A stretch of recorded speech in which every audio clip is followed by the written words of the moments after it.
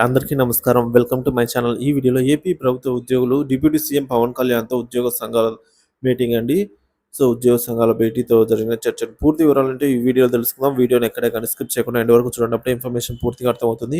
Video చూస్తున్న ప్రతి ఒక్కరు వీడియోకి లైక్ చేయండి. అలాగే ఈ వీడియోని తోటి ఉద్యోగ మిత్రులతో అయితే షేర్ చేయండి. కొత్తగా మన ఛానల్ చూస్తున్నవారు సబ్స్క్రైబ్ చేసుకున్నట్లయితే వెంటనే మన ఛానల్‌ని సబ్స్క్రైబ్ చేసుకోండి. దీని ద్వారా నేను చేసే లేటెస్ట్ వీడియోస్ అన్నీ మీ వరకు రీచ్ అవుతాయి.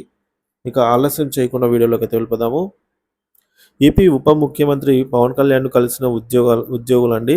ఉద్యోగ భద్రత కల్పించాలని కోరుతూ గ్రామీణ నీటి సరఫరా విభాగంలో పనిచేసే internal water quality monitoring laboratory contract employees union ప్రతినిధులు ఉప ముఖ్యమంత్రి పవన్ కళ్యాణ్‌ను మంగళగిరి కేంద్ర కార్యాలయంలో అయితే కలిశారండి.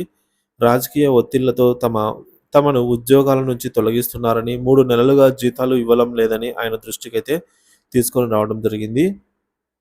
తమను ఉద్యోగ భద్రత కల్పించి కుటుంబాలను రోడ్డు మీద పడకుండా ఆదుకోవాలని విజ్ఞప్తి చేశారు. వీలైనంత త్వరగా సమస్యను పరిష్కరించి పెండింగ్ జీతాలను చెల్లించేలాగా అధికారులను ఆదేశిస్తానని పవన్ కళ్యాణ్ కూడా ఈ మేరకు హామీ ఇచ్చారు.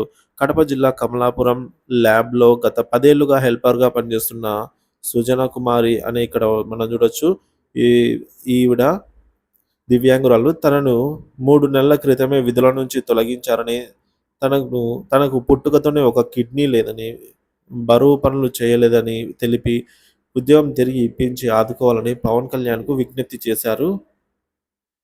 ఆమె సమస్యను త్వరగా పరిష్కరించేందుకు సంబంధిత అధికారులతో మాట్లాడతానని కూడా ఉప ముఖ్యమంత్రి భరోసా అయితే కల్పించడం జరిగింది.